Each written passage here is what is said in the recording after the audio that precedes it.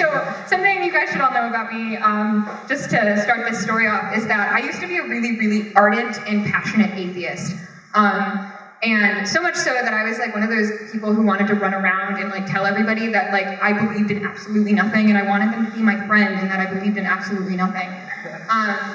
And eventually, through this sort of passionate sharing of non-truth, I met a Christian who was equally as passionate about his truth as I was about my non-truth. And we became best friends, despite everything. And one night, I really, for those of you who also don't know me very well, I really like music, and I like to sing. I will not do it ever in front of you. But we had been just kind of like jamming out with some friends, and in the middle of a song, he put his guitar down and he looked me in the eye, which was really startling. And he was like, "Alexea, what's your real problem with Christianity?"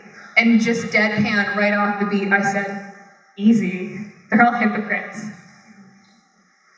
And there are many things that I have said in the past that have been incredibly rude on accident.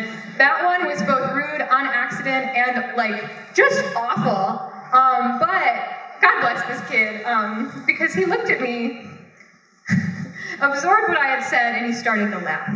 Like just this genuine laughter, so genuine that I had to join in and be like, haha, why do you think this is so funny?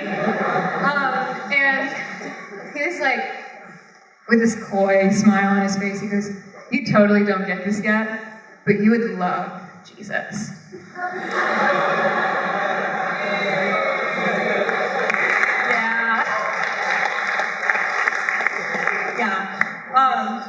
And so that story has been one I've been reflecting on a lot. I've been reading this book called Unchristian, and it is a book about a bunch of Christians who went out and asked people who are our age group, 19 to 29, about their perceptions of the church. And the first word a lot of them had for us was that word, hypocrite.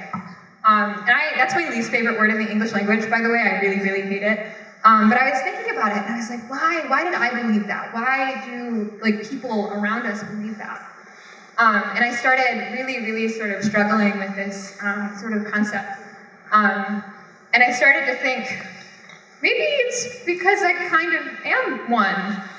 And in the vein of thought that I was following, and you can follow this with me, sort of the history of all of the church is like a history of like hypocrites coming back to the Lord and then falling back, and then coming back, and then coming. And it's hilarious, like how often we, in the Bible, like Israel is just a nation full of people that are like, oh, God is great, also here's some false gods, oh wait, this is awful, wait, and it's the worst, we're the worst.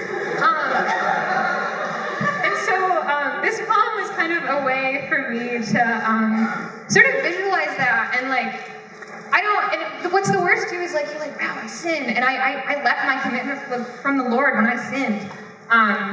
But, you know, even then, you can't like feel shame for it, because that's not from God when you feel shame for your sin. That's not right, that's not correct.